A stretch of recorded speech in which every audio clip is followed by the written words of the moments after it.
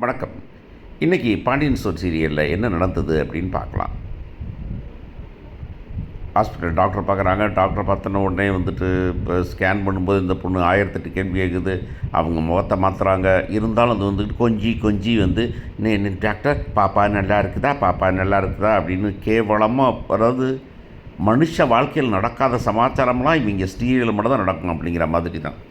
மூஞ்சியை பார்த்தா தெரியாது, மொசை பிடிக்கிற நாய் மூஞ்சியை பார்த்தா தெரியாதுன்னு ஒரு காலத்தை பழமொழி சொல்லுவாங்க. எங்கள் அப்பா சொல்வார் வந்துட்டு, கையளக்காதரா கண்ணளக்காதரா கையளக்க போகுது அப்படின்பார். கண்ணில் பார்த்தா தெரியாதடா அப்படின்னு. அந்த மாதிரி கண்ணில் பார்த்து தெரிஞ்சுக்க முடியாதா அந்த டாக்டரை. வராங்க இங்கே வந்து அவங்க அப்செட் ஆகியே வராங்க. என்னடா அப்படி சொல்லிட்டாங்களேன்ட்டு வராங்க அவங்க.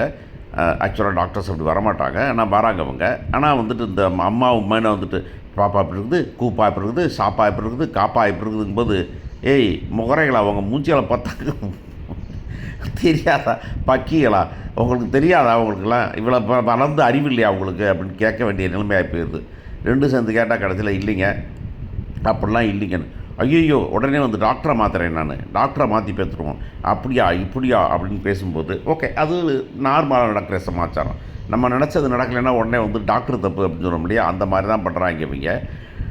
உடனே எங்கே போய் பார்த்தாலும் சரிதாங்க, இதாங்க உண்மை, அது பொய் சொல்லிடுச்சான். அப்படியோ மெஷினே பொய் சொல்லிடுச்சா அப்படின்ட்டு வெளியே வராங்க. வெளியே வந்தால் பாப்பா எப்படி இருக்குது அப்படின்னு எல்லோரும் வழக்கமாக கேட்க, உடனே இல்லைங்க பாப்பாவே இல்லையா, காப்பாவும் இல்லையா, ஒரு சாப்பாவும் இல்லையாம்மா, ஒன்றும் இல்லையா அப்படின்னு சொன்ன உடனே சரவணன் அப்செட் ஆகிடும். உடனே விடுறாங்க, காரில் வராங்க, காரில் வந்து போகிறாங்க. எனக்கு என்ன ப்ராப்ளம்னா, இவங்க எல்லாம் ஏன் இப்படி இருக்காங்க அப்படின்னு. என்ன காலத்தில் இருக்கிறீங்க, கல்யாணம் முடிச்சுக்கலாமா வேண்டாமா அப்படின்னு நாங்கள் பார்த்துக்குறோங்க அப்படின்னு சொல்லிக்கிற காலத்தில் பிள்ளை வேணுமா வேண்டாமா அப்படிங்கிறது பார்த்துக்குறோம் அப்படின்னு சொல்கிற மாதிரி காலமெல்லாம் மாறி போயிட்டே இருக்குது. நம்ம இன்னமும் வந்துக்கிட்டு கூத்தாடிக்கிட்டு இருக்கோம். ஜமீன்தார் பரம்பரையில் இருந்த அந்த பழைய கதை இருக்கு இல்லையா, 1964 அந்த கதை பேஸ்லேயே இவங்க போயிட்டுருக்கதான் ரொம்ப கொடுமையான சமாச்சாரம். கல்யாணம் பண்ணணும், கல்யாணம் பண்ணி 6 மாதத்தில் வந்து ஒரு மாதத்தில் வந்துட்டு ப்ரெக்னென்ட்டுன்னு சொல்லணும், அந்த ப்ரெக்னெண்ட்டை பார்க்கணும் அப்படின்னு சொல்லிட்டு. ஆனால் என்ன சரவணன் அப்செட் ஆனதுன்னு வந்துட்டு, நீங்கள் குழந்தை இல்லைங்கிறதெல்லாம் சரவணன் அப்செட் ஆகலைங்கிறது தான் பெரிய விஷயம். சரவணன் அப்செட் ஆனது விஷயம் என்ன, வீட்டுக்கு வர்றதுக்கு இவ பொய் சொல்லியிருக்கா அப்படிங்கிறது தான் பெரிய விஷயம். அது மட்டும்தான் ரியாலிட்டி ஆக்சுவலி. இங்கே மீதி எல்லாமே வந்துக்கிட்டு சும்மா அப்பா டாக்கர் சமாச்சாரம், எல்லாமே வந்துட்டு கம்பி கட்டுற சமாச்சாரம். நான் சரவணன் வந்துட்டு வீட்டுக்கு வர்றதுக்காக பொய் சொல்லிட்டா அப்படிங்கிறது தான், ப்ரெக்னென்சி அப்படின்னு சொல்லிட்டா அப்படின்னு சொல்லிட்டு. இதில் கேவலமாக நடிக்கிறது யார் தெரியுமா, இந்த நமக்கு பிடிச்ச கதிர் தான். நமக்கு ரொம்ப பிடிச்ச கதிர் தான் வந்துட்டு ஏன்னே என்னே அப்படின்னு பேசும்போது அவனை ஏறக்குறைய ஒரு ஜோக்கர் நிலைமை கொண்டு போயிட்டாங்க அவங்க. அவன் தான் ஹீரோன்னு நினச்சேன், அவனை ஜோக்கர் நிலைமை கொண்டு போய் என்ன வேணாலும் பேசுவான், லூசு தரமாக பேசுவான்.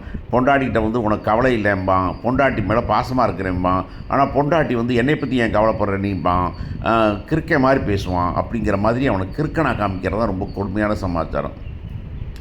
நீ வாரேன்னா அவன் கடை கிளம்பிட்டான் சரவணன், நான் வாரேன்னு கூப்பிட்டு போய் என்னென்ன இப்படி பண்ணிட்டீங்க, என்னென்ன அப்படி சொன்னீங்க அப்படின்னு சொல்லி கேட்டால் அவன் ஊற்றுறான், என்னடா இப்படி பொய் அப்படின்னு சொல்கிறான். என்னமோ சொல்கிறேனேங்கும் போதெல்லாம் வந்துட்டு அட கிணக்கு இருக்கா அப்படிங்கிற மாதிரி தான் இருக்குது. அவன் என்ன அப்செட் இருக்கான், என்ன பேசுவான்னு, என்னமோ சொன்னீங்க அப்படின்னு சொல்லும்போது வந்துக்கிட்டு அவனை வந்துட்டு படுக்கையாவடப்படுத்திட்டாங்கன்னு கடைசியில் குடும்பத்துக்கே தெரிஞ்சு போச்சு இந்த சமாச்சாரம் அப்படிங்கிறதான். உடனே அப்செட் ஆகி உட்காந்து எல்லாம், அதுலேயும் இந்த கோமதி போய் சாமி முன்னாடி உட்காந்துருக்கிறதெல்லாம் கொஞ்சம் ஓவர் தான், ரொம்ப அக்கிரமமாக இருக்குது அப்படின்னு சொல்ல விட்டுருக்கு.